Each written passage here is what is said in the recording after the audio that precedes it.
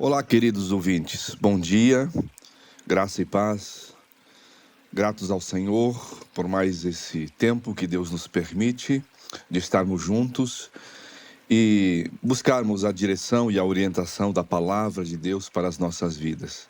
Muito bom começar o dia na presença de Deus, certos de que quando o nosso coração se volta para o Senhor, para a sua direção e orientação, nós temos uma vida segura, uma vida tranquila e uma vida feliz. Sou o pastor Wilson, da Primeira Igreja Batista, de Marechal Cândido Rondão, e sempre é uma alegria e um prazer estar em sua companhia e desfrutar desse tempo juntos de reflexão e meditação da palavra de Deus. Temos falado sobre os gigantes da nossa alma, como lidar com eles, como lutar contra eles para que o combate seja eficaz. E a palavra nos desafia a sempre exercitar a fé em Deus, o nosso Senhor Todo-Poderoso, e estarmos unidos da família da fé, para que de fato a vitória se estabeleça no nosso coração. Vou continuar a falar hoje sobre o medo. Já falei sobre solidão, sobre ansiedade, e vamos continuar a falar sobre esse grande gigante que é o medo, que muitas vezes nos perturba, nos tira a paz, nos traz insegurança e inquietação. Êxodo 20, verso 20, Moisés disse ao povo: não tenham medo, Deus veio prová-los para que o temor de Deus esteja em vocês e os livre de pecar. Amado ouvinte, Deus sabe que o medo, além de roubar o nosso potencial de vida, que fica subjugado pelo gigante do medo, como disse o psiquiatra cristão Paul Tournier, o medo também nos força a referenciar os objetos ou as pessoas de nossos temores. Sim, além de nos paralisar, o medo nos faz, de alguma forma, adorar, reverenciar aquelas coisas ou pessoas que nós tememos. O medo nos governa para o bem ou para o mal. O medo nos acompanha e nos governa desde a mais tenra idade. Medo da separação dos pais, medo de monstros, medo de fantasmas, medo de assombração, medo de estranhos. Nós crescemos, mas os medos continuam sempre maiores do que nós, nunca nos abandonam. Medo de perder alguém, medo de adoecer, medo de morrer, medo de acidente, de tragédia, medo de perder, medo de pobreza, medo de gente, medo de crítica, de animais ou insetos, medo do escuro, medo de altura e assim vai. Realmente não existe sensação que se compara à das garras geladas do medo. Quando de súbito somos tomados pelo medo, o corpo todo gela e nós ficamos paralisados. Isso é completamente horrível. O medo é um câncer, realmente. Quanto maior o medo sem a fé, mais fraco o raciocínio e mais forte a distorção dos propósitos de Deus. Então, como enfrentar e vencer o gigante do medo? Como aceitar o chamado de Deus vencendo cada um dos medos que a cada instante tentam nos paralisar? Quando a gente olha para o Salmo 27, por exemplo, nós podemos tirar algumas lições de como Davi, este grande servo de Deus, que derrubou o gigante Golias e que também enfrentou medos gigantescos, mas soube derrotá-los. E é com ele que nós vamos aprender como lidar com o medo. E ele começa a dizer que nós devemos usar da confissão. O Salmo 27:1 diz assim: o Senhor é a minha luz e a minha salvação, de quem terei temor? O Senhor é o meu forte refúgio, de quem terei medo? O verso 1 desse salmo, que também serve para revelar o tema do mesmo, nos ensina que para vencer o medo, a primeira coisa que devemos fazer é identificá-lo e confessá-lo a Deus. Parece que aqui em especial o medo de Davi era o que os malfeitores poderiam fazer contra ele. Quem é um intransitivo? Que pessoa? O Senhor é a minha luz e a minha salvação. De que pessoa terei temor? O Senhor é o meu forte refúgio. De que pessoa terei medo? Por isso nós precisamos reconhecer e confessar o medo diante de Deus. Ele é luz, salvação e refúgio. Mas também, para nós derrotarmos o medo, além da confissão, precisamos exercitar a fé. Quando ele confessa aqui o seu medo, Davi começou a confrontá-lo com fé nas promessas de Deus. O verso 2 seguinte diz: quando os homens maus avançarem contra mim para destruir-me, eles, meus inimigos e meus adversários, é que tropeçarão e cairão.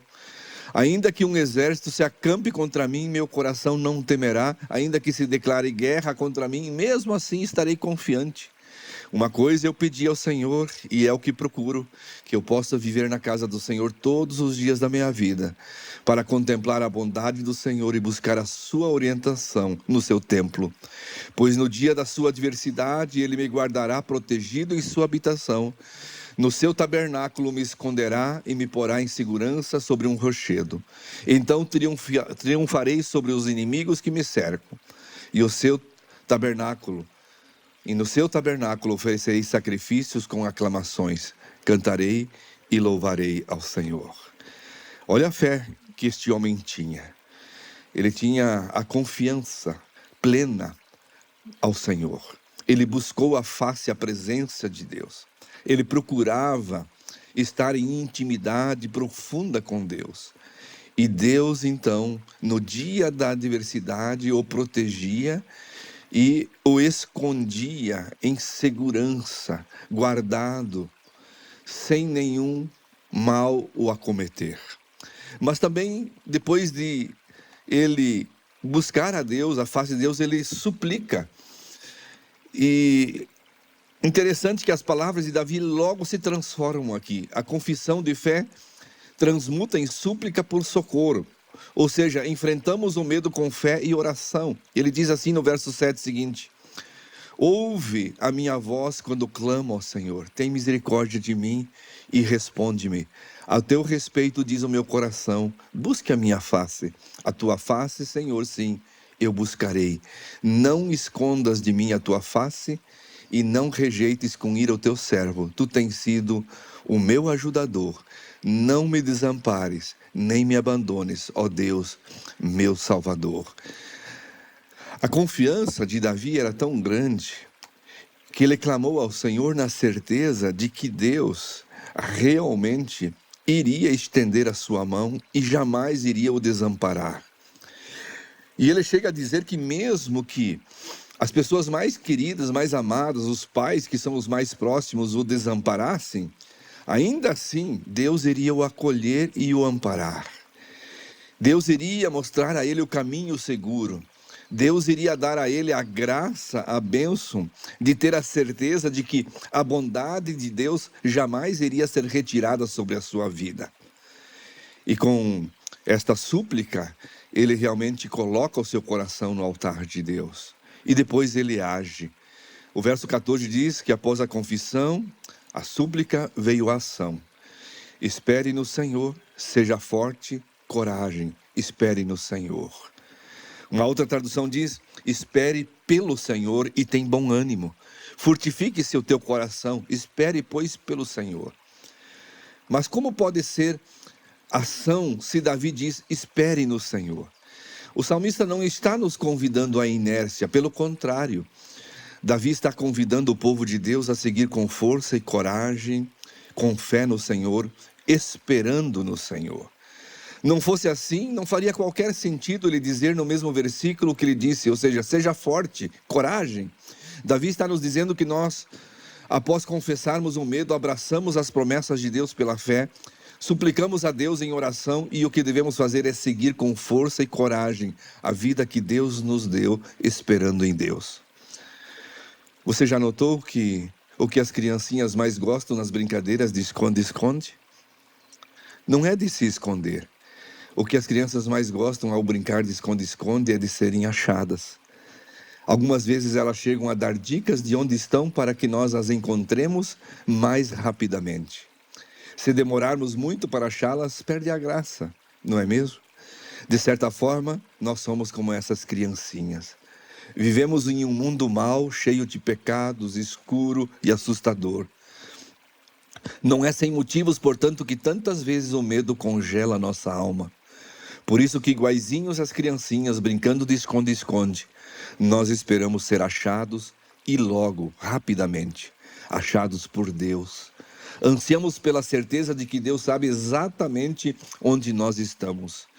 E graças a Deus que Ele sabe sim onde nós estamos.